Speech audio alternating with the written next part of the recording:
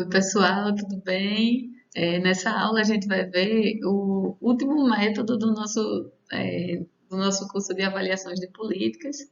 É o método de regressão e descontinuidade, ou do inglês Regression Discontinuity Design. A tradução em português varia um pouco, mas o que eu tenho visto mais recentemente é o desenho de regressão e descontinuidade. Vocês vão ver, né, esse nome de descontinuidade de onde é que ele vem já já na aula. É um método, os primórdios dele estavam lá nos anos 60, a primeira pessoa que teve essa ideia, mas de fato só foi começar a ser usado mesmo a partir dos anos 2000, com uma nova série de papers que exploraram essa ideia. Então, o material de referência para essa aula é o livro do Banco Mundial, Avaliação de Impacto na Prática, né? Você já tem a versão dele em português, o Mostly Harmless Econometrics. Esse artigo de Lee e Lemieux em 2010 é um artigo para o Journal of Economic Literature, que é uma revista que tem mais artigos fazendo uma espécie de revisão da literatura ou descrevendo método e aplicações, um método e suas aplicações famosas. Então, quando o método está ficando já bem consolidado, a gente tem, geralmente, os principais autores fazem um artigo para essa revista. E aí a gente vai ver também um artigo mais antigo, de Engrist e Lavie, que a gente pode entender ele como sendo uma aplicação de regressão e descontinuidade. Então, assim, professora, eu vou usar esse método, leitura obrigatória, esses três e outros, né? Mas, assim, esse aqui é, até para quem não vai usar o método, né? É muito importante vocês darem uma lida nesse artigo, se vocês querem entender bem o método. Também gosto bastante do Mostly Harmless Econometrics, a gente vai ver aqui na aula vários gráficos que eu tirei desse livro. Aí qual é a ideia, né? Qual é o nosso problema que a gente está trabalhando ao longo desse curso todo? A gente está querendo medir o efeito causal de intervenções, de políticas públicas, de políticas educacionais. A ideia, o pulo do gato desse método é que muitas das políticas elas têm um critério de elegibilidade. Então, elas definem um patamar e dizem assim: quem tiver para um dos dois lados do patamar, ou acima desse valor, ou abaixo desse valor, vão poder participar da política. Então, por exemplo, né, a gente pode ter um programa de combate à pobreza, como Bolsa Família, e aí a gente diz assim, famílias com a renda per capita abaixo de R$ 140, não, isso não é o valor atualizado, eu teria que ver quanto é, tá, não, nesse outro Bolsa Família, mas aí criou um corte de renda. Quem está com renda, aquela família com renda per capita abaixo disso, pode ingressar no programa. Então vejam que a gente poderia se perguntar assim, né? De onde saiu esses R$ 140? Existe alguma razão específica para ser 140 e não 141, 142, 139, 138? Então, geralmente, o patamar em si, ele é arbitrário da política. E aí o método, ele vai explorar exatamente a arbitrariedade desse patamar para dizer, olha, que a gente tem aqui um quase experimento em torno do patamar. Vou pegar as pessoas que estão um pouquinho acima, nesse exemplo daqui do Bolsa Família, as pessoas que têm uma renda média per capita de 141 e vou usar como sendo o meu grupo de controle para as pessoas que têm 139 de renda per capita. Será que tem tanta diferença assim de uma família para outra? Será como é que vai ser a participação dos filhos na escola? Todas as variáveis lá que a gente pensa que o Bolsa Família poderia afetar e aí a gente usa esse patamar. Então a lógica desse método é, a gente pega esse quadro experimento que vem da arbitrariedade da política e aí a gente compara observações que estão perto, acima ou abaixo do patamar. Esse é o pulo do gato, assim, é bem incrível, geralmente, a gente poder dizer, desde que a política seja seguida, que aí vocês vão ver, é um problema na prática, que muitas vezes a gente coloca a política no papel, mas na prática ela não é seguida. Na prática, não vai ter quase ninguém, por exemplo, no caso do Bolsa Família, se a renda é a pessoa que vai lá e fala, quanto à renda dela, não vai ter quase ninguém acima, um pouquinho acima de 140, certo? Todo mundo vai dar um jeito de botar a renda para baixo. Então, desde que a regra seja seguida e do lado que você cai do patamar seja arbitrário, seja uma espécie de uma loteria ali local, você pode usar o método. Outro exemplo que a gente tentou aplicar e que foi meio frustrado foi no para analisar o Mais Médicos. A gente tinha lá um nível de pobreza, que era 20%. Municípios com pobreza acima de 20% eram prioritários. Só que aí a elegibilidade está como prioridade. Como o município também tinha que preencher e tinha série de contrapartidas, o que a gente viu nos dados era que a probabilidade, na verdade, era invertida. Era mais provável um município menos pobre acabar participando do programa do que o mais pobre, pela contrapartida, pela obrigação de preencher. Isso é a conjectura da gente, né? O que a gente viu nos dados foi isso, que não, o critério de prioridade não era seguido. Então, a gente pode pegar uma regra, a gente vê se essa regra tem um patamar, aí a gente vai lá nos dados e checa se realmente ela está sendo seguida ou não, e se estiver sendo seguida, a gente pode usar esse método RDD. Aí, olha só, o que é necessário para a gente usar essa metodologia? A gente deve ter uma variável aleatória contínua, que eu estou chamando aqui como índice de elegibilidade, naquele exemplo do Bolsa Família, renda per capita do domicílio, e o patamar. Então, essa variável contínua aqui era renda per capita, e aqui o patamar, os R$ 140, que isso é para os indivíduos que vão receber e não vão receber a política. Então, a gente vai ter uma série de exemplos, exemplos bem famosos. Por exemplo, são a idade mínima na criminalidade. Vocês lembram que a gente teve uma época que estava discutindo se a gente ia reduzir a idade da responsabilidade, a maioridade penal de 18 para 16 anos. Então, esse 18 é arbitrário. Por que 18? Será que um jovem que está prestes a fazer 18 é muito diferente de um jovem que acabou de fazer 18? Pode ser que seja, né? A gente vê vários exemplos assim no jornal, evidências anedóticas, de uma pessoa que diz assim: eu tô propensa a cometer esse crime, então eu vou aproveitar antes de fazer os 18 anos para ir lá e cometer o crime, porque eu sei que a punição vai ser bem mais branda, no máximo 3 anos, aí vai depender do país, certo? Tem país que não tem essa maioridade penal tão clara, como nos Estados Unidos. Você primeiro vai ser julgado, se vai ter um pré-julgamento para dizer se aquela criança, aquele adolescente, vai ser julgado como adulto ou como adolescente, assim, como é capaz de saber das suas atitudes ou não. Então, aí a gente poderia pegar, né, essa idade mínima, 18 anos, e aí a gente pega a idade da pessoa em dias, e aí a gente vai ver de que lado caiu ou não, e aí que variável de resposta a gente poderia analisar. O que é que vocês acham? Pensem aí, faz um segundinho para vocês pensarem e dar sugestão. Geralmente eu faço isso na aula, mas aí vocês mesmos fazem. O ideal no futuro era subir aquela janelinha, né, e vocês marcarem essa, aquela. Então já pensaram? Como eu estava falando, a gente poderia ver, por exemplo, índices de criminalidade. Se realmente é, a gente vai ter mudanças em vários índices de criminalidade, como homicídios, roubos. Quanto mais leve for o crime, mais difícil é a gente ter dado, porque às vezes as pessoas não reportam. Por exemplo, roubo do celular. Não é, às vezes roubam o seu celular e você não vai nem se dar o trabalho de fazer o boletim de ocorrência. Tem até um artigo certo de uns brasileiros, e a Chan e não sei mais quem, lá da FGV, que analisaram com dados do Rio de Janeiro e do Brasil essa questão da maioridade penal. Então, quem tiver interesse, tem uma busca que é bem interessante esse artigo. Aí agora eu vou dar um exemplo para vocês lá do livro de avaliação de impacto, em que a gente tem um programa de transferência de renda. A variável de resposta, a variável de resultado que a gente está olhando são os gastos com a alimentação da população pobre. Então, esse é o nosso Y, gastos com alimentação.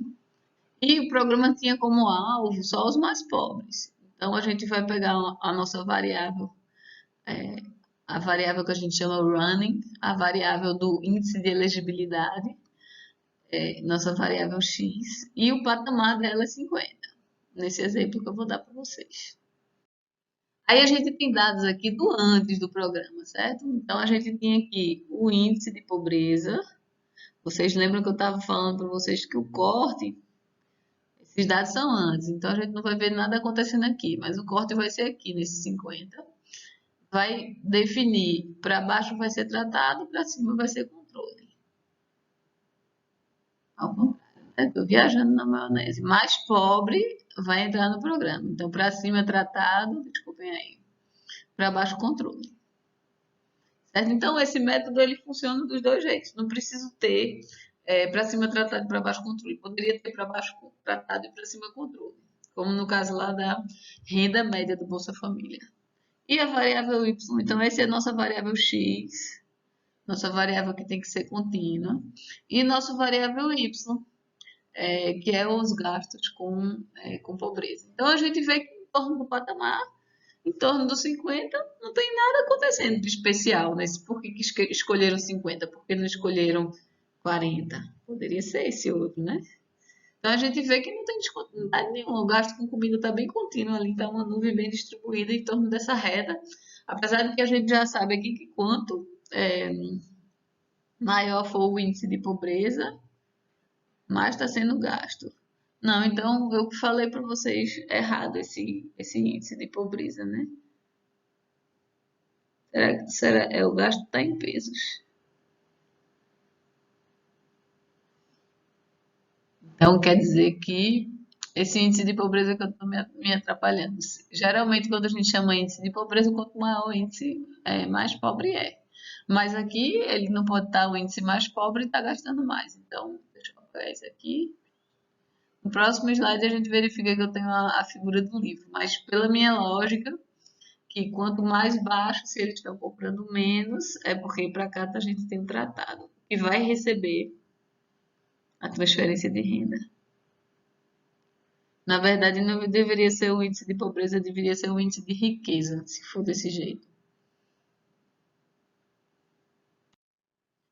Aí, realmente, como eu falei para vocês agora, olhando a curva, né, que estava aumentando, não podia ser daquele jeito. Então, a gente tem aqui o índice de riqueza, o índice de renda, e quem está para baixo é elegível, ou seja, tratado. Quem está para cima é controle. É controle não tratado, né? E aí a gente vai dividir essa população nesses dois grupos. Ainda continuamos aqui com dados do antes. E aí vamos para o dado do depois. Na verdade, para a gente estimar o RDD, a gente não precisa do dado do antes. A gente podia ter só um cross-section do depois.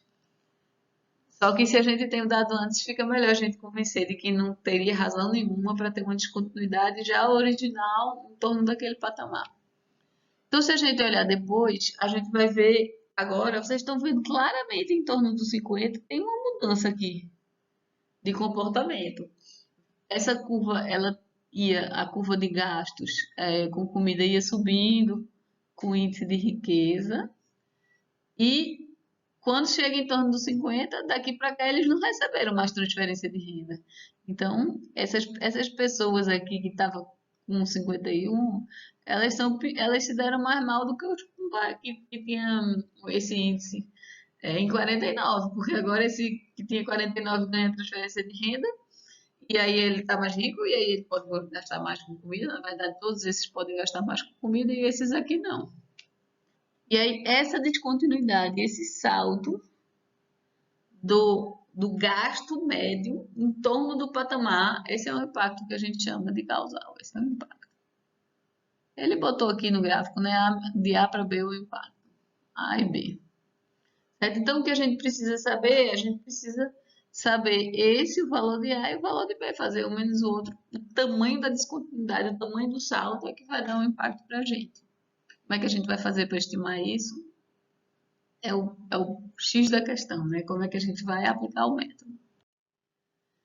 Aí a gente vai ter dois tipos de RDD. O primeiro RDD é o que eu já estava comentando aqui, é o RDD Sharp, quando a regra é seguida rigorosamente.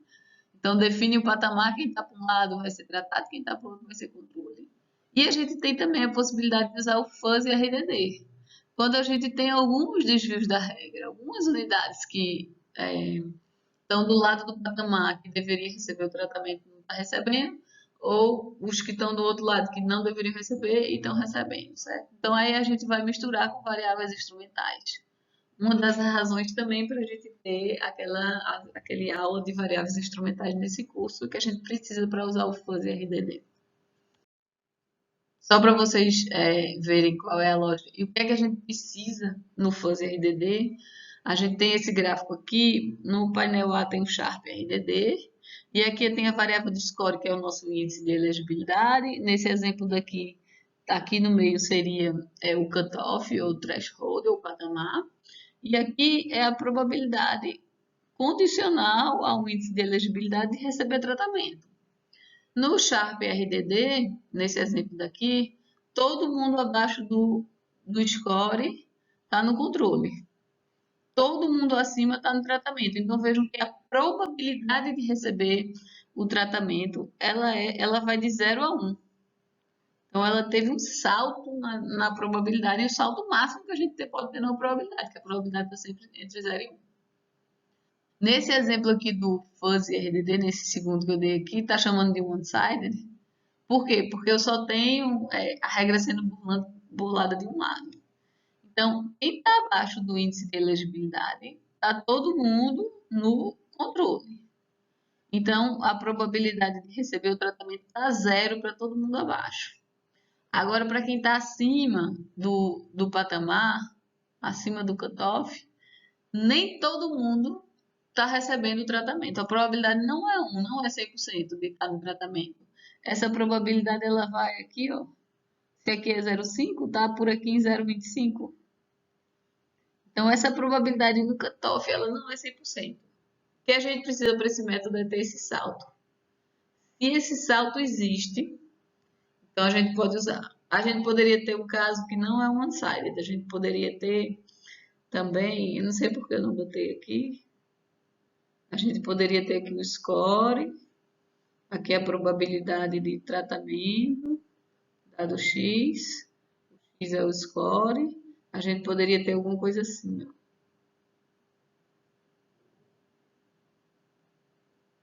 Aqui é o 1, aqui é o 0, aqui é o cutoff.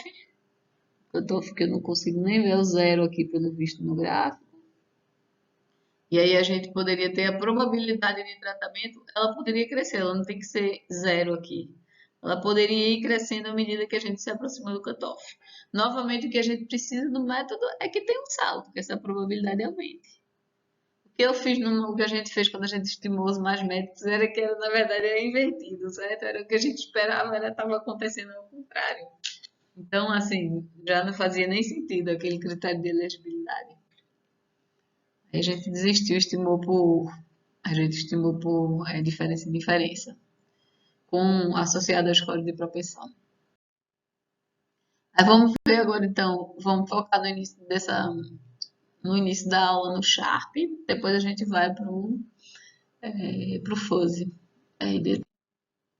Primeiro exemplo que a gente vai ver é motivado lá, como eu falei para vocês, no Thistlethwaite e Campbell, de 60, que foi que tiveram essa ideia do método, foi a ideia inicial do método, que é analisar uma bolsa de estudos meritocrática.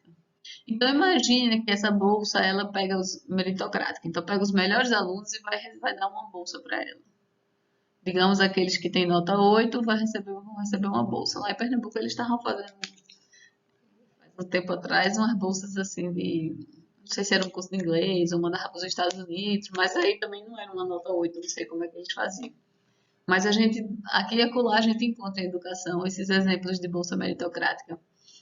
Lá na ECT tinha também na época que a Petrobras estava rica, eles davam uma bolsa para ajudar os alunos e era sempre os melhores alunos também. Então é um tipo de política comum, certo, da gente encontrar. E aí a gente quer ver, será que essa bolsa vai ter efeitos no futuro dos alunos? Quer dizer, na nota deles em anos posteriores?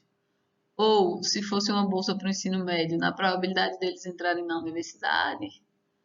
E no futuro distante, no salário no mercado de trabalho, será que essa bolsa teve capacidade de motivar até lá?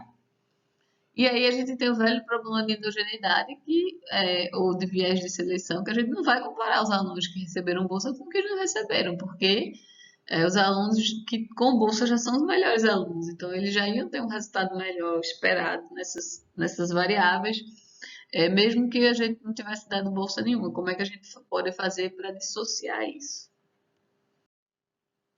Aí a lógica aqui vai ser, vamos explorar a descontinuidade no tratamento. Vamos comparar um aluno com 7,9 com um aluno com 8,1. Aí o 8,1 se deu bem, né? Conseguiu receber a bolsa. O aluno com 7,9, azar. Por muito pouco, ele não ganhou a bolsa. Então eu vou usar ele, ele vai ser azar para ele, sorte para a gente, que a gente vai ter um bom grupo de tratamento. Por exemplo, a gente não acha, vocês achariam, pega um aluno 8,1 e um aluno 7,9, que a próxima prova que ele for fazer, tem alguma razão para a gente esperar que o aluno 8,1 seja, vai tirar uma nota maior do que o aluno 7,9, assim, significativamente maior? Não, né? Foi muito pequena a diferença de nota deles. Então, essa é a lógica, certo, do método. A gente vai ter uma dama que vai indicar o tratamento, a dama ID, e a regra da política, nesse exemplo daqui, a gente botou que quem tirou nota acima de 8, então quem tem X maior do que C, X é a nota no teste, vai receber a bolsa, então vai estar no grupo de tratamento. As X a gente chama de assignment, forcing ou running variable, ou índice de elegibilidade, ou variável de elegibilidade. Se a regra for seguida literalmente, Sharp RDD. Será que agora eles podem bagunçar, né? Com o nosso desenho experimental. Imagina se eles chegassem e dissessem assim: ah, sobrou bolsa. Então a gente vai dar, vamos dar para os alunos mais para baixo. Vamos, 7,9 vai ganhar, 7,6, 7,5. Então isso pode atrapalhar nosso método, nossa avaliação. Mas desde que seja seguido, certo? Aí a gente pode dizer assim, olha, a não ser pela bolsa, a gente esperaria um resultado, uma continuidade dos resultados com relação à nota. Não tem razão para uma pessoa ter no salário futuro, uma pessoa com 7,9, a não ser pela bolsa, ter um salário futuro muito diferente de uma pessoa que tirou 8,1 naquele teste específico, certo? Ou na nota de cursos é, posteriores, ou na probabilidade de entrar na universidade. Não tem razão para, a não ser pela política, a gente ter uma descontinuidade já pré-existente em torno do patamar. Por isso que eu disse que era bom quando a gente tinha os dados do antes da política ser aplicada, para a gente poder argumentar melhor essa continuidade, né? Sempre ajuda a dar suporte experimental. E daí que se a gente pegar os dados depois e a gente observar algum salto em Y perto do patamar, só pode ser o impacto da bolsa. Se a bolsa tiver impacto. Daí, graficamente, né, quando a gente está num ambiente de um RDD Sharp linear, a gente tem nossa variável x, o patamar é aqui no C, a gente tinha uma regressão linear aqui, uma regressão linear aqui, e o impacto vai ser esse salto. A gente está chamando aqui de tal, esse impacto. Não gostei desse tal, vou fazer um mais bonitinho. Esse é o salto. Daí que, então, a gente está assumindo nesse gráfico que a gente tem uma relação linear entre x e y. Ó, então, resultados potenciais, certo? O resultado potencial para quem não recebe vai ser aquela reta alfa mais beta xi, a retinha de baixo. Quem recebe vai ter o mesmo modelo, só que vai ter um salto em torno do patamar. Então, o salto está aqui, ele que eu estava mostrando, e aí a gente já sabe que o salto, o pulo, é o efeito causal do tratamento. Daí, como é que a gente faz para estimar o efeito causal tal? A gente faz a regressão, alfa mais x e beta, e bota a dama em torno de tal. A dama vai dizer para a gente se pulou, se o intercepto mudou, quando a gente passa de C para cima. Então, esse é o intercepto na parte que não está recebendo, abaixo de C. Esse é o intercepto acima de C. Então, o tamanho do salto dá um impacto causal, o coeficiente da dama. E aí a gente tem no U, né, os outros fatores não observáveis. Nesse modelo, a gente está assumindo, é importante a gente dizer, né, que essa diferença é constante. Então, que a gente tinha uma curva aqui e a curva subiu para cima. Assim, a curva saltou. Tinha uma curva assim, e aí ela deu um salto, mas a inclinação era a mesma, vocês viram? E aí, ou seja, o efeito do tratamento é igual para todo mundo de cima. O que é que eu estou dizendo aqui? Se eu extrapolasse, se não tivesse tido tratamento, seria de esperar que essa curva fosse assim. Então, para qualquer x, para todo x, e aqui era o y, a diferença de y é constante, igual a tal. Então, o efeito causal do tratamento constante, nessa hipótese, nesse modelo que a gente estava vendo. Aí, esse valor que a gente está estimando, nesse caso daqui, no caso do modelo linear, ele vale para a reta toda, certo? Então, ele valeria para qualquer C. Mas, na vida real, nada garante para a gente, certo? A gente poderia ter assim, uma curvinha assim, pulava e fazia assim. Então, esse tal, ele só é válido, faltou um acento aqui.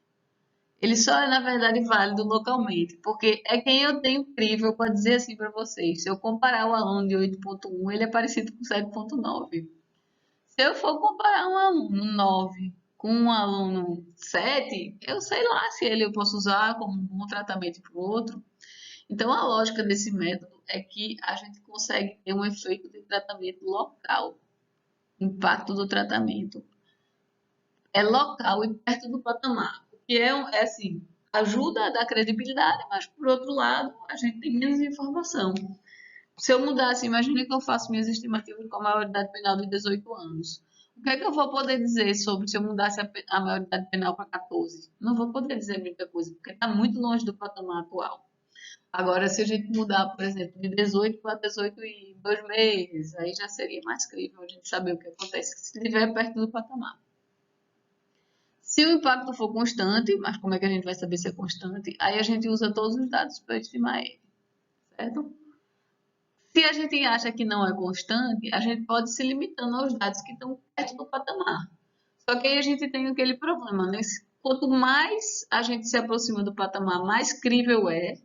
Então, menos viés a gente vai ter na nossa estimativa, mas a gente vai ter maior variância, porque a gente tem pouquinhos dados perto do patamar. Então, quanto mais perto do patamar, se eu limitar minha análise a dizer assim, eu vou pegar só os dados daqui para cá, vou pegar só aluno que tem entre 8.7 ou 7.7 e 8.3, se eu fizer isso, eu vou ter bem menos pessoas aqui. Então, eu vou ficar com a variância maior.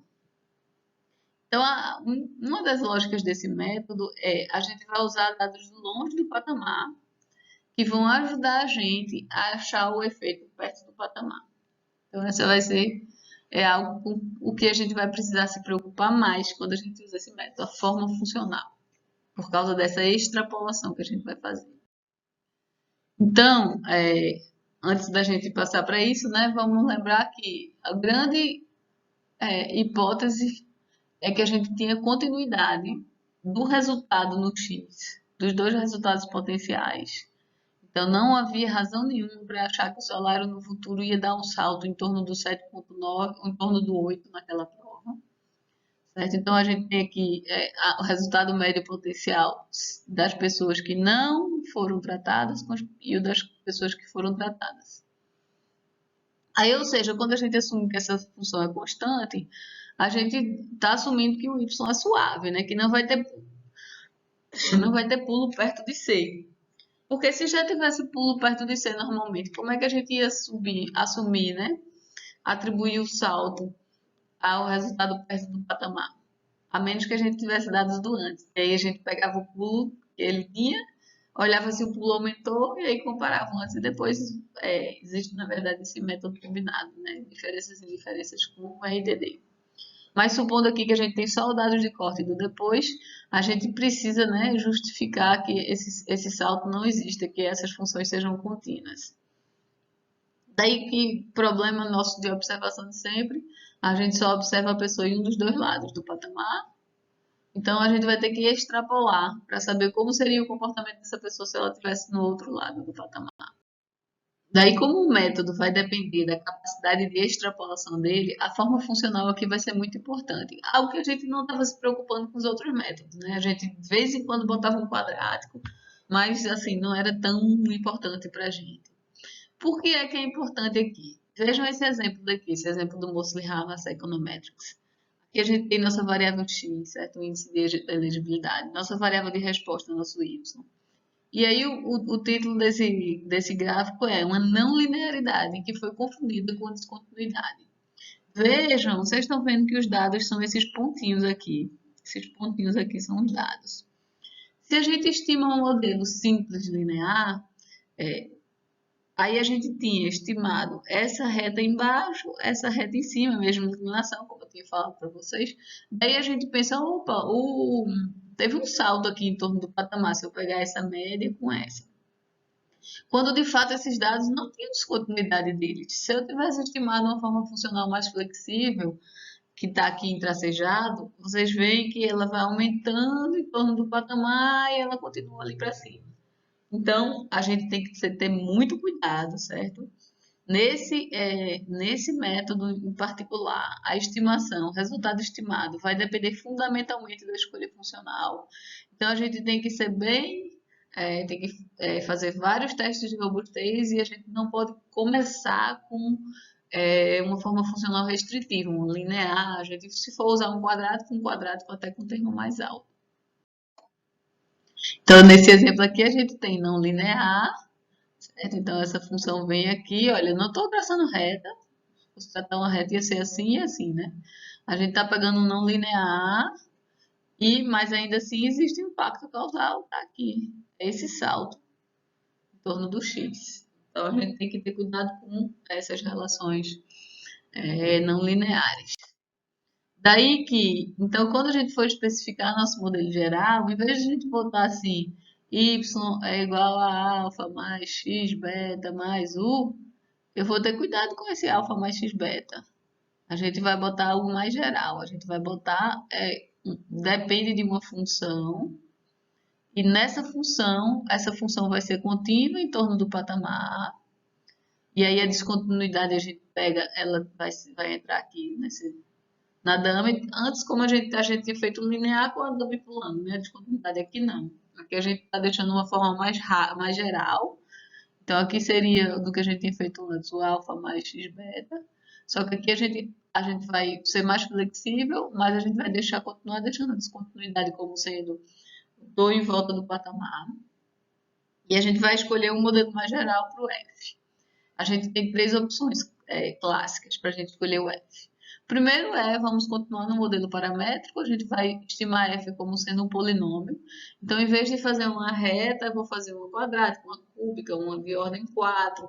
Então, a gente geralmente começa com um polinômio alto, e aí a gente vai vendo se os termos são muito insignificantes, vai reduzindo ele. Então, esse seria o mais fácil de adaptar do que a gente já estava fazendo. Ou a gente faz uma função, que eu vou dar no próximo slide para vocês, função de polinômio, só que diferente para cada lado do patamar, não tem que estar amarrado ser igual dos dois lados. Ou o que é mais usado nos artigos mesmo é uma função não paramétrica. Então a gente vai estimar por kernel, por média, na verdade a gente vai fazer média em janelinhas. E aí a gente vai depender do método, a gente escolher a janela certa e a função kernel. Quando vocês chegarem lá na lista de exercícios, que vocês forem pegar os artigos recentes usando RDD, aí vocês vão ver, né? Vão procurar e vocês vão ver que realmente esse método monoparamétrico é o mais usado. Ele já é geralmente implementado nos pacotes que a gente tem de RDD, e o método mais usado mesmo usa esses polinômios locais. Faz os polinômiozinhos em janelinhas diferentes. Aqui é o terceiro, só para falar um pouquinho mais para vocês sobre o terceiro possibilidade, com funções de diferentes tendências a cada lado. Então, para facilitar, a gente define um novo critério de elegibilidade como sendo x menos o patamar, de forma que o patamar para essa nova variável seja em torno do zero. Então, o patamar é o zero aqui. Daí que a gente, quando fizer a regressão, a gente vai botar o modelo normal, que vai dar para a gente o resultado sem tratamento, o resultado potencial do controle, mais as interações das variáveis do polinômio com o D, que daí a gente pode pegar um coeficiente diferente dos dois lados. Então, aqui, interação, interação, interação. Daí que esses deltas vai ser a diferença de coeficiente dos dois lados, já que a gente está pegando a interação. E aí o efeito causal a gente vai ter quando o delta x for zero. Né? Para desvios para um lado ou para o outro, cada vez que a gente se afasta do patamar, a gente vai ter um efeito causal diferente. Né? Se nesse caso for para cima o tratamento, a gente vai ter o efeito calculado por o tal mais essas diferenças. Então, tudo que está multiplicado pelo D vai estar lá aparecendo. No ΔX0, em torno do zero, a gente vai ter só o tal dando um impacto para a gente. Vai ser o impacto no patamar.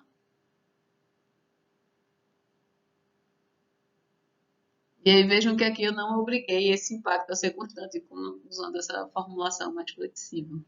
Não é obrigatório ser constante. À medida que a gente se afasta do patamar, a gente tem um impacto variando acima de tal com os coeficientes que foram estimados no modelo.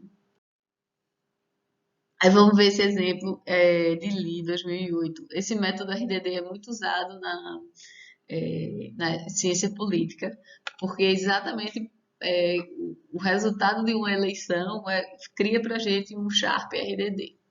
Então, o que ele queria analisar nesse artigo era se o uso da máquina administrativa ajuda na reeleição. Coisa assim. Então, a gente tem, né, da literatura da economia política, que o uso de privilégios e recursos administrativos dão uma vantagem sobre o partido de oposição. Se a gente fizer mínimos quadrados, a gente vai ter um resultado viesado, porque os incumbentes, os que estão atualmente no governo, a gente chama de incumbentes, são os que já estão lá, eles já se mostraram mais competentes na eleição anterior, então eles são mais competentes em eleições, pelo menos. Então, eu não posso dizer, quem já está eleito vai ter vantagem para reeleição porque está usando a máquina simplesmente. Porque não, né? Pode ser que eles sejam melhores mesmo do que os opositores. Daí a gente vai ter, né? A gente vai analisar esse efeito da incumbência com dados dos partidos lá nos Estados Unidos. E aí a gente vai ver, a gente vai pegar em torno do patamar 50%. Porque quando para um partido ser eleito na última eleição, da eleição passada, quanto maior a vantagem de votos, melhor era o partido em termos de eleição, certo? Ou aquele candidato. Então a gente vai comparar os que ganharam por uma margem pequena dos que perderam por uma margem pequena. Então imagine que uns tiveram 48%. Aí no caso, a gente teve o que ganhou foi 52. Ou a gente pegar o 59 ou o 51, vão ser bem diferentes esses partidos se eu pegasse uma eleição que fosse 40 a 60%. Então a gente vai olhar quem ficou na margem, quem venceu a última eleição na margem, vou comparar com quem perdeu a última eleição na margem, na próxima eleição, certo? Daí, ou seja, a gente vai comparar a probabilidade de vitória em T, nessas eleições que estão vindo agora, entre candidatos com percentual de votos um pouquinho abaixo e acima na última eleição. Então, a gente vai ter que usar dados de duas eleições. Na eleição mais antiga, a gente vai pegar só quem estava perto do patamar. E aí a gente vai ver se o uso da máquina administrativa ajuda ou não. Então, olha só esse resultado, né? A probabilidade de vitória na eleição T mais 1, dado a margem de votos dos democratas na eleição T. Então, a margem de votos, essa variável aqui, a margem, é o percentual de votos do vencedor menos o percentual de votos do perdedor. Na verdade, não, aqui ele definiu como do democrata, certo? Então, a margem dos democratas na eleição passada, em T, ela vai ser o percentual de votos dos democratas, em T, menos o percentual do outro partido, e aí o outro partido lá, republicanos, em T. Esse dá o percentual. Quando essa margem é maior do que zero, é porque os democratas venceram. certo? Então, aqui a gente vai ter quem venceu por um pouquinho e quem perdeu por um pouquinho tá para cá, certo? Então, isso define, daqui para lá define os vencedores. Agora eu estou em dúvida se esse Democratic é porque é dos democratas ou se é porque é só o termo democrático da política, mas eu acho que não. Eu acho que realmente não pode ser, né? Realmente, com certeza, é dos democratas, porque senão a gente, se fosse dos vencedores, a gente nunca ia ter abaixo de zero. Sempre o vencedor ia ser acima do perdedor. Então, voltando, tá? Tudo que eu falei estava certo. Aqui a gente tem quem ganhou por um pouquinho, qual é a chance de ser reeleito na próxima eleição? Aí a gente vê aqui, ó. Deu próximo de 60, vocês estão vendo? E quem perdeu por um pouquinho? Tá por aqui, ó.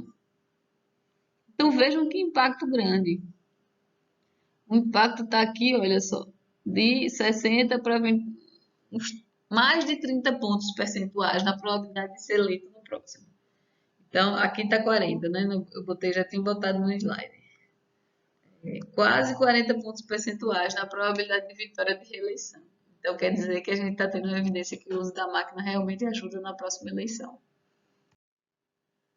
Aí, a gente pode usar, a gente poderia fazer, né? Esses resultados agora vieram de Lilley, daquele artigo que eu falei para vocês do Journal of Economic Literature. O Y aqui é o percentual de votos na próxima eleição. Então, não é o mesmo daquele do Mosley Harmas Econometrics. É o percentual de votos na próxima eleição. E aqui a gente tem o percentual de votos. Não. Ó, na figura ele está dizendo Y. Aí aqui a gente tem no X, não está dizendo no gráfico, mas é a margem, aquela mesma margem que a gente viu. É a margem. Então, quem está no zero é quem ganhou do outro. Do zero para cima ganhou. Você tinha uma margem positiva. Daqui para baixo você perdeu. E aí aqui a gente vê no percentual de votos da próxima eleição. Não é um salto de quase 40 pontos percentuais, mas como é que a gente concilia com o outro resultado? E para você vencer, lá era a probabilidade de reeleição.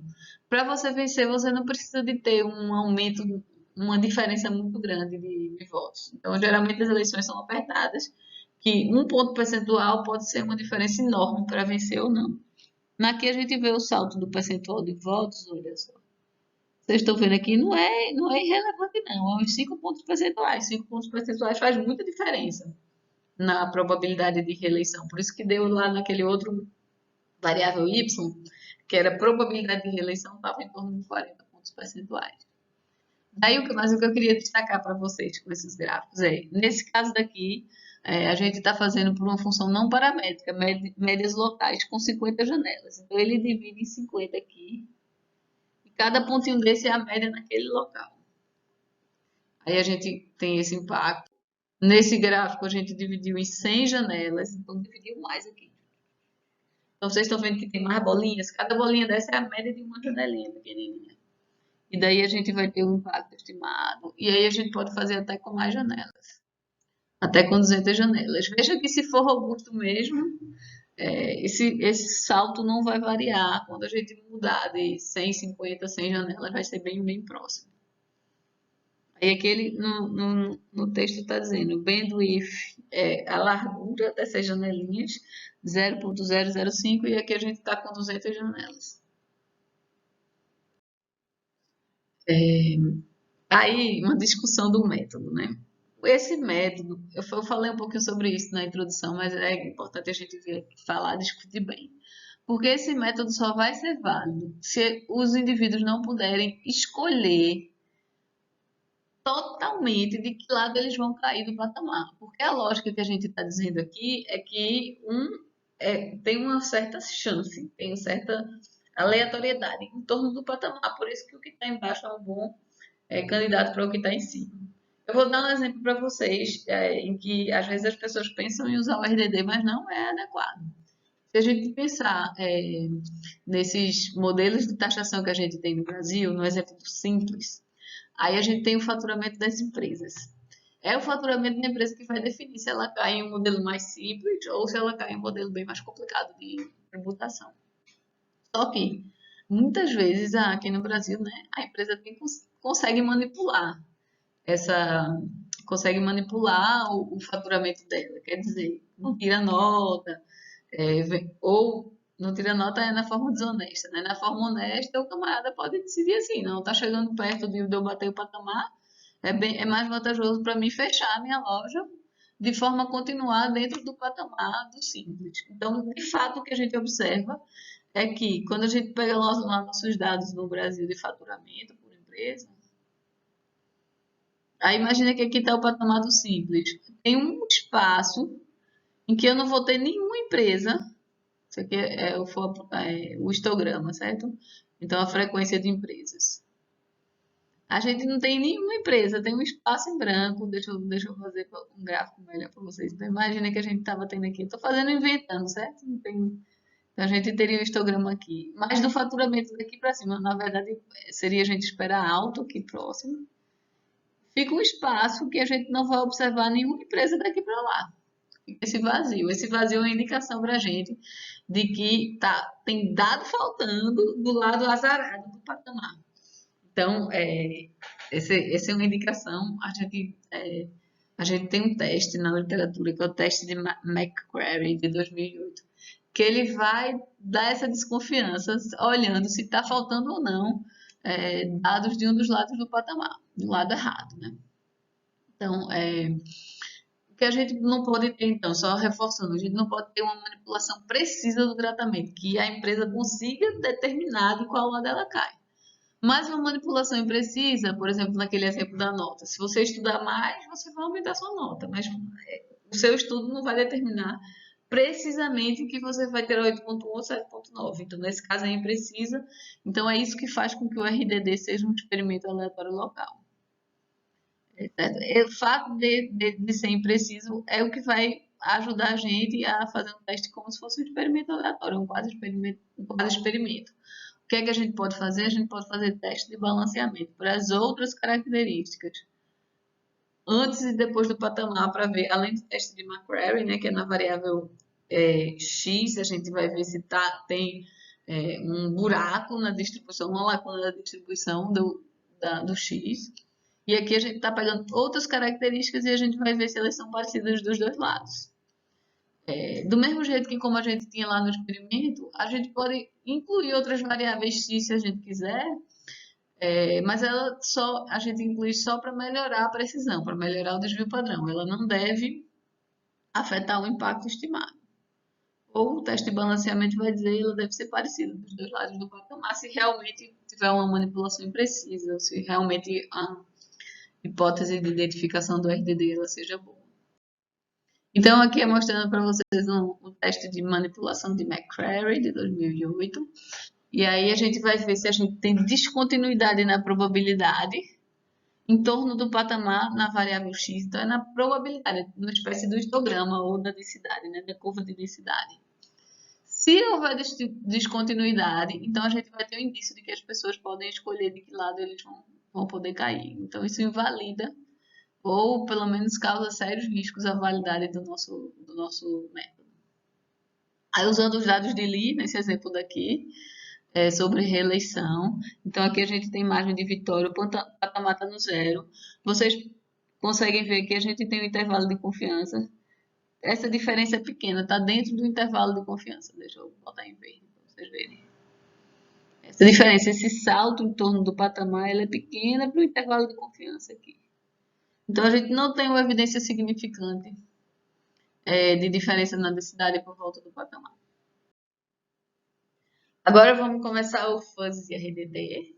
Como vocês lembram, né? O Fuzzy RDD a gente tem a probabilidade de tratamento agora, quando você está de um lado ou do outro do patamar, ela muda, ela salta, mas ela não precisa ser 100%, né? 0 para um lado do patamar e 1 para o outro lado do patamar. Não sei quantas vezes nessa aula eu vou falar essa palavra patamar. O Fuzzy RDD vai se aplicar quando a regra, que é clara, às vezes é bem clara, até é certo tem o critério de elegibilidade, mas ela não é seguida completamente.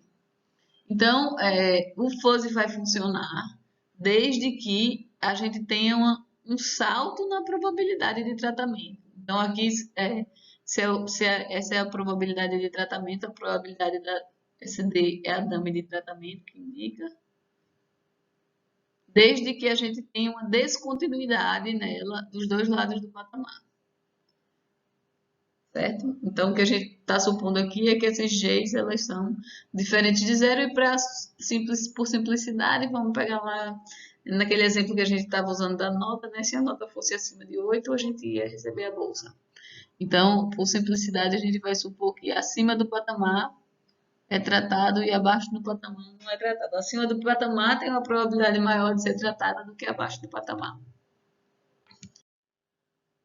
Daí, a ideia aqui é que essa descontinuidade vai tornar uma variável instrumental para o status do tratamento. A descontinuidade na probabilidade de tratamento vai fazer com que a gente use variáveis instrumentais. Então, a gente vai ter uma variável instrumental T, que vai afetar o resultado de Y apenas sobre o seu efeito indireto D.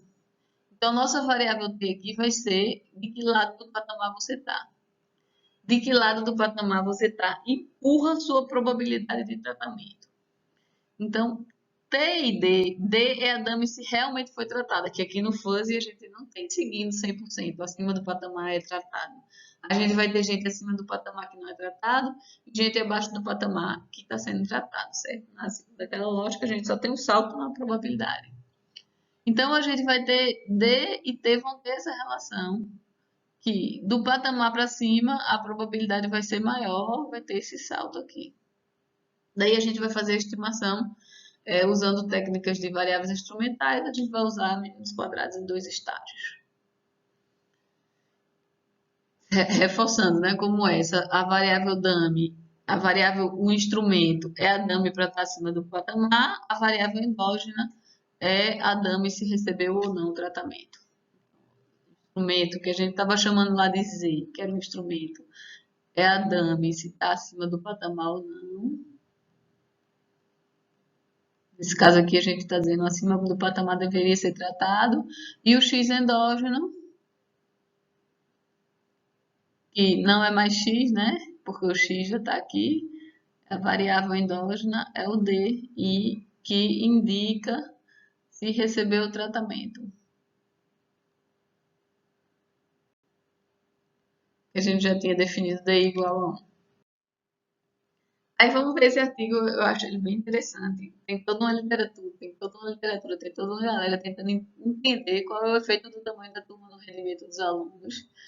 Professores em geral, os sindicatos de professores pressionam para turmas menores, dizem que o rendimento vai ser muito melhor para o aluno, não só é mais confortável para o professor, né? É mais fácil você ter o controle da turma, mas acredita-se que quando a turma é menor, o professor pode se dedicar mais a cada aluno, o rendimento vai ser maior.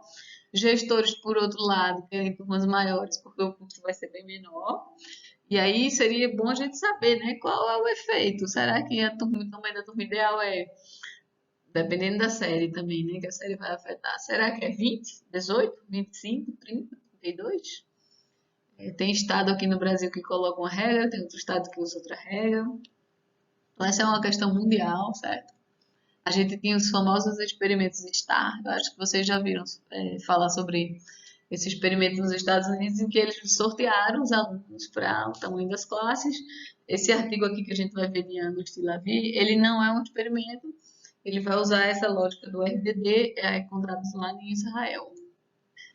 E lá a gente tem lá em Israel, antes da gente falar, né, a gente já discutiu sobre isso em aulas anteriores, que o tamanho da turma pode ser endógeno. Por quê? Se a gente deixar livre, o diretor pode pegar e pode juntar alunos com mais dificuldades em turmas menores, ou a gente tem pais com melhores condições socioeconômicas colocando os filhos em escolas com turmas menores. Então, a gente tem razões para os dois lados da endogeneidade.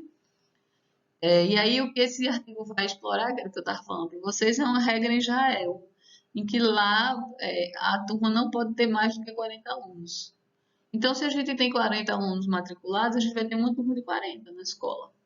Se a gente tem uma escola com 41 alunos matriculados, a gente vai ter que quebrar, porque a gente não pode deixar uma turma só de 41.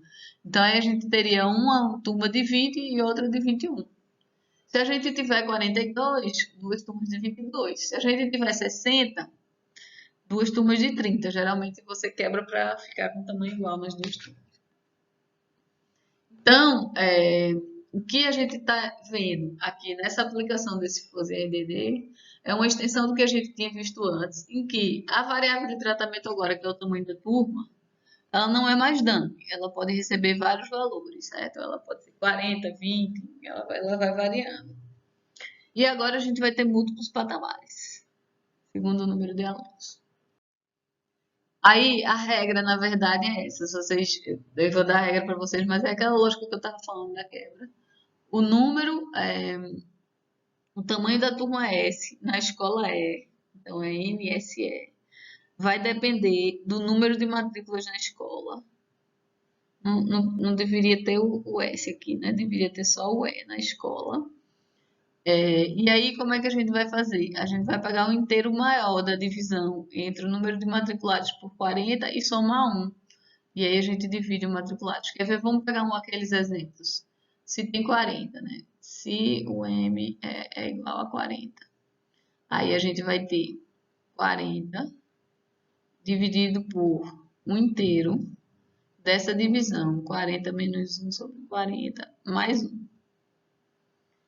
40 menos 1 sobre 40 é 39, vai dar 0 e alguma coisa. Então, o inteiro daqui é 0.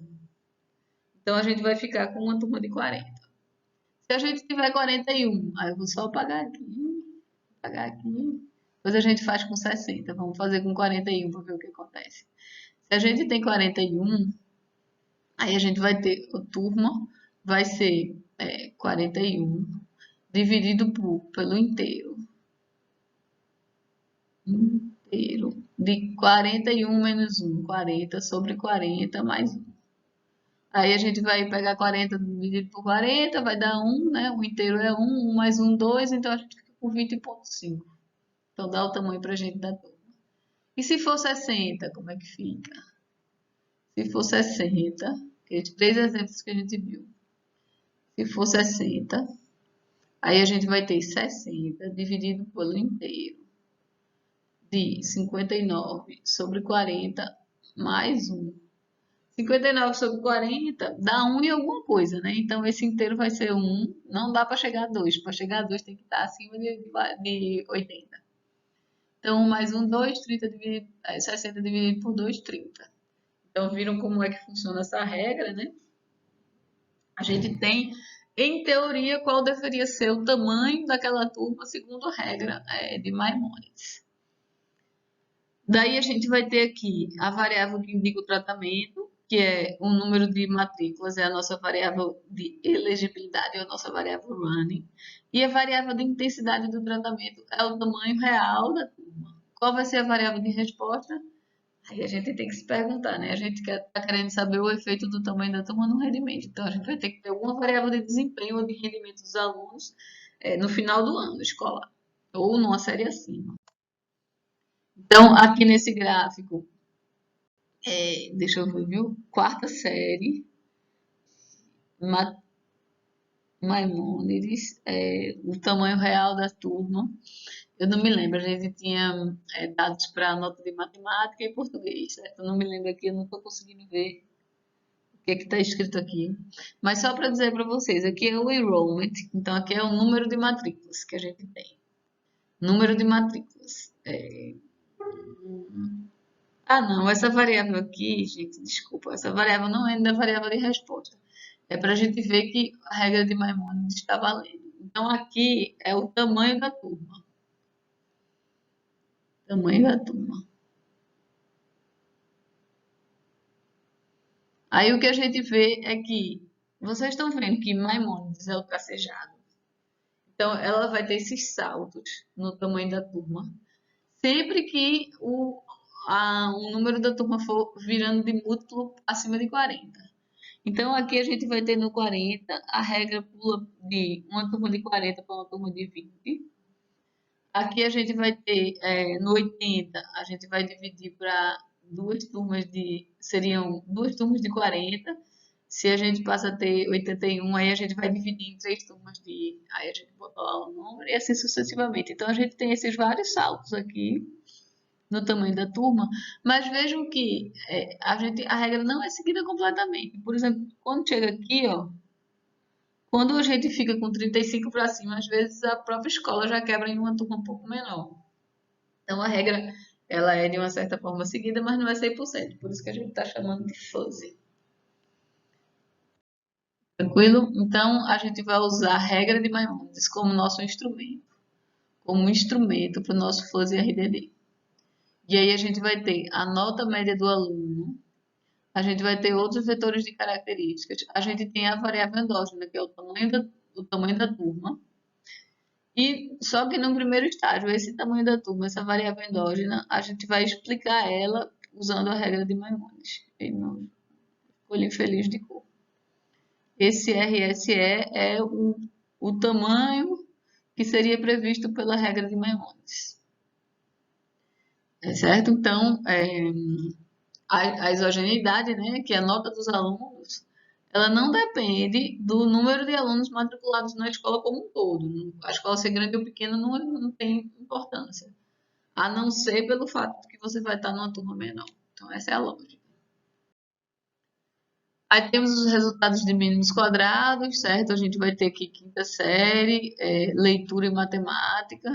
Então, eu falei português, né? Mas não é português, é o português lá dele, de Israel, sei lá o que é que eles usam para israelita. Hebreu? Será? Não sei se tem outras lá dentro. Daí a gente tem, né, leitura e matemática, a gente tem o resultado do tamanho da série, controlou também pelo percentual de alunos economicamente com desvantagens econômicas. Aqui é o tamanho, o número de matriculados. Daí, olha só, a relação entre o tamanho da sala e nota varia com a inclusão do percentual de alunos com background familiar desvantajoso. Por quê? Nesse primeiro, a gente tinha o tamanho da turma, quanto maior a turma, melhor a nota. Ah, mas vamos controlar também pelo percentual que não está muito bem, e aí caiu, certo? Esse número cai, passa para ser negativo e passa para ser não significante.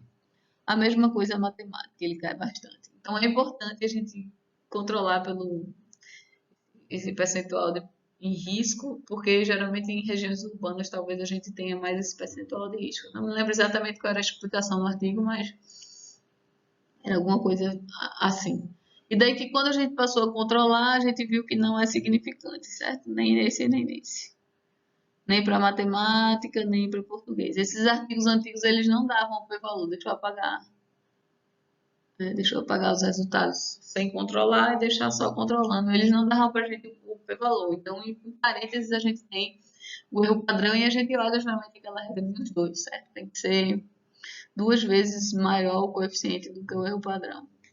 Para a gente calcular a estatística até e aí a gente vê de cabeça, né? Entre 2 e 3. Então, a gente vai ver aqui que está dentro do erro padrão. Na verdade, essas estimativas estão dentro de um erro padrão. Esse aqui não, esse está um pouquinho maior. Mas esse está dentro e esse está dentro. Ele é o resultado de mínimos quadrados. Agora, se a gente vai usar agora, a gente vai ver agora a nota média, certo? Então, aqui, Average Reading Score, esse aqui eu estou conseguindo ver, a quarta série.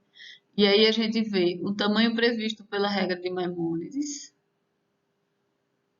e a nota média daquela turma. E vocês vejam que a nota média está mais ou menos um espelhado da regra de Maimonides. Então, tem uma evidência aqui, principalmente para esse patamar de baixo, de uma queda do rendimento médio em leitura, né, interpretação, quando a gente tem a turma maior. Aí a gente tem aqui quarta série. Nesse daqui, para fazer esse gráfico, controlou também pelo total de matrículas e o percentual em desvantagem. Então, o que está plotando aqui no o teste médio é descontando o efeito do. Selecionei para vocês errado. Descontando o efeito dessas duas variáveis. E aí vocês vão ver que ainda de uma certa forma, principalmente nessa região mais do início, a gente tem uma relação inversa entre o valor previsto do tamanho da sala e a nota média na sala, mesmo controlando por essas outras duas variáveis. Aí vamos para o resultado, né, com variáveis instrumentais, ou no caso aqui do FUSE RDD. Eles fizeram também, eles usam a amostra completa, ou eles usam só acima e abaixo da descontinuidade. Lembrando que eu tinha vários pontos de descontinuidade. Ou seja, aqui está mais próximo do RDD. Aqui ficou só variáveis instrumentais mesmo. E o que eu queria dizer para vocês é que, tirando essa parte da descontinuidade, eles não se preocuparam com a forma funcional, que a gente viu que era importante. Mas lembra que esse artigo é antigo, era antes da moda da febre do RDD. Daí a gente tem o tamanho da turma, certo? Vamos pegar lá controlando pelo percentual, pela matrícula quadrada, dividido por 100. Então, de uma certa forma, se preocupou sim com a forma funcional aqui. Botou matrícula e botou matrícula ao quadrado, né? E também tem uma linear. Mas aí vamos pegar só esse resultado inicial aqui, usando a amostra toda, olha só. Deu significante e dizendo que reduz. Quer dizer, quando o tamanho da turma aumenta, diminui o score de leitura. Se a gente focar só acima e para baixo da descontinuidade, a gente vai ter também aqui umas 4 vezes, certo, esse coeficiente, então consistente. Se a gente olhar agora em matemática, a gente vai ter aqui 2 e pouco e aqui 2 e pouco também. Então, uma evidência aqui eu não tenho certeza, porque é bem melhor quando tem as estrelinhas, né? Teria que fazer a conta, mas uma evidência no mínimo fraca de que realmente reduz o tamanho maior da sala, reduz o desempenho. Então, esse foi um exemplo para vocês de uma aplicação de fuzzy. Naquele artigo que eu falei para vocês, que vocês devem ler, LME, a gente tem uma tabela lá, 5, uma tabela maravilhosa, em que ela diz para a gente, por aplicação, então a gente vai ter educação, mercado de trabalho, economia política, saúde, crime e meio ambiente, lista várias aplicações separado por área, e aí ele já diz lá qual é a variável X, a variável de elegibilidade, qual é o Y que está olhando, qual é a variável de resposta. Então, é uma tabela bem completinha, inclusive, que eu acho bom vocês fazerem. Mesmo que não entre no artigo de vocês, é bom sempre a gente ter esse tipo de tabela para ajudar a organizar a revisão da literatura que a gente faz. Isso foi o que a gente ia ver de RDD, só que eu queria falar para vocês que tem 2 extensões de RDD, principalmente essa de baixo, o RDD geográfico. O que é que o RDD geográfico vai usar? Ele vai usar que a gente às vezes tem limítrofes de um distrito para o outro, de um município para o outro. Às vezes é uma linha, certo? É uma rua da cidade, que de um lado a gente vai ter uma região, do outro lado a gente vai ter outra região, e as regras às vezes são diferentes nessas duas regiões. Então eles usam esse patamar geográfico, esse limite geográfico, para dizer o que vai ser tratado e o que vai ser controle. Então, a gente vai explorar regras aplicadas a determinadas regiões e vai comparar as pessoas que estão localizadas nos limites das regiões. Uma vez eu vi um artigo, uma pessoa que fez lá em Paris, em que você tem algumas escolas que são muito boas, e aí você tem essas escolas muito boas, às vezes as pessoas se mudam para certa região para poder colocar os filhos naquela escola. Por exemplo, meu orientador, ele fez isso. Ele tinha um apartamento pequenininho no centro da cidade, mas ele morava, na verdade, no subúrbio. Mas ele queria esse apartamento pequenininho para a filha dele poder estudar na melhor escola de ensino médio que tinha lá em Toulouse. Daí, essa pessoa pegou, né? O limite era Paris, não era Toulouse, mas é só para ilustrar para vocês como é que funciona. Então, pega aquela divisão para olhar se vai ter efeito no preço das casas.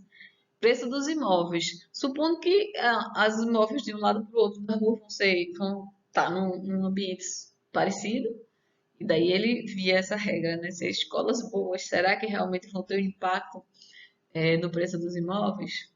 Então, esse é um exemplo de RDD geográfico, tem muitas aplicações. Se vocês procurarem, vocês talvez vão ver. Daí é como é que a gente define, né? Se está de um lado ou do outro do patamar e a distância do patamar. Tem um outro RDD que não é RDD, é Regression Kink Design, que na verdade faz uma mudança na inclinação da política. Não é que a política ela salta no patamar, mas a inclinação é diferente. Por exemplo, a gente tem imposto diferente, imposto de renda diferente de acordo. Aqui não era de renda, né? Imposto diferente de acordo com o faturamento. Então, aí vamos explorar essa mudança na inclinação da curva, né? Curva imposto, para ver em alguma política. Esse daqui tem bem menos aplicação. Eu só vi, na verdade, esse do imposto, mas faz tempo que eu não procuro. Então, façam aí. Vejam se vocês acham mais alguma coisa de Kink. Esse exemplo eu não vejo muito, mas o geográfico eu vejo bastante. Certo? Tem um bocado de aplicação de RDD geográfico por aí. Aí, essa tabela daqui é para a gente ter aplicações com múltiplos cutoffs. Então, essa eu peguei lá de Cataneu, 2016. Eu vou botar lá nas leituras optativas. E aí também está separado por área aqui. Vocês estão vendo a Political Science, Education, Criminal Justice. Esse último é miscelâneos, são outras aplicações.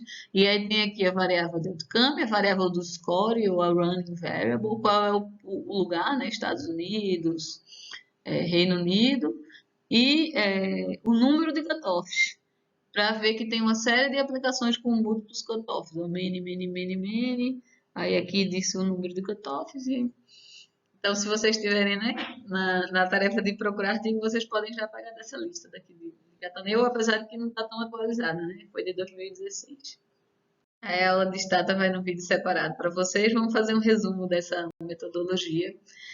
O que eu acho, né, muito bonito, assim, eu acho muito empolgante logo quando a gente aprende, é que é uma metodologia muito simples e objetiva, assim, é tão lógico que se você não puder manipular de que lado você vai cair, não tem razão para você ter uma descontinuidade. Então, ela requer poucas informações, a gente pode aplicar ela só com dados de corte e do depois. Mas aí fica aquele X, né, da questão, que é menos empolgante quando a gente começa, às vezes, a tentar usar, de que, às vezes, a regra é clara, mas ela não é seguida na vida real. Ao mesmo tempo, certo? Ao contrário dos experimentos, a gente não tem questão ética, porque geralmente a gente já usa o critério de elegibilidade da política, então a gente já usa o que a política considerou como sendo um patamar arbitrário. Ela vai ser uma metodologia bem convincente, porque a gente pode interpretar como um experimento local, então em torno do patamar a gente tem ali um experimentozinho. Ela é fácil da gente interpretar o impacto causal que a gente está vendo, e da gente fazer testes de falsificação. Eu não falei para vocês, né, sobre isso, mas a gente pode fazer teste placebo. A gente supõe que a política foi implementada em outros patamares que não foram reais e a gente espera ver um impacto nulo, já que esse patamar ele não existiu de verdade. A gente pode fazer teste de balanceamento para as características para ver se estão bem balanceadas. Então, a gente pode emprestar algumas das ferramentas que a gente tem de experimento. A implementação já é tranquila, certo? A gente tem pacote no E, tem pacote no Stata. Não botei Stata aqui no slide porque tradicionalmente eu dou já a aula de Stata junto com a aula teórica, mas agora eu estou achando melhor separar. Achei que ficou mais interessante. E aí eu indico para vocês, né, seguir os passos que tem lá no artigo de Lila ME 2010, assim, leitura obrigatória esse artigo. Muito bom, muito completo. A principal desvantagem dessa metodologia, como eu falei para vocês, é que a estimativa é local. Então, a gente tem um impacto em torno do tratamento, a não ser que a gente queira se embasar em extrapolações da forma funcional, certo? A gente não tem o efeito de tratamento médio, a gente vai ter o efeito de tratamento local naquele ponto. Então, esse impacto que a gente estima, ele se refere ao indivíduo marginal, na margem do critério de elegibilidade. Nem sempre é ruim isso, não é necessariamente ruim. Se a pergunta é, a política é boa? A política é boa ou ruim? O RDD vai dar uma resposta incompleta. Ela vai dar um impacto só no grupo, no limite da elegibilidade. Então, eu não sei se ela é boa ou ruim para quem está mais para dentro do patamar. Então, geralmente, a gente teria interesse em estimar um impacto para todos os indivíduos elegíveis e não só para o marginal, para aquele que está na margem para a saída política. Agora, se a pergunta é, a gente deve expandir a política ou cortar na margem, aí a gente tem interesse exatamente no impacto que próximo do patamar. Então, se vai depender da pergunta, pode ser uma resposta interessante, sim, que ela dá. Então, aqui a gente tem, né, finalizando nosso curso, os métodos do nosso curso, a gente tem um panorama do que a gente aprendeu. Eu acho que assim que esse curso realmente gosto muito de ensinar ele para vocês. Ele tem muitas aplicações, tem muita possibilidade de desenvolvimento de pesquisa para vocês.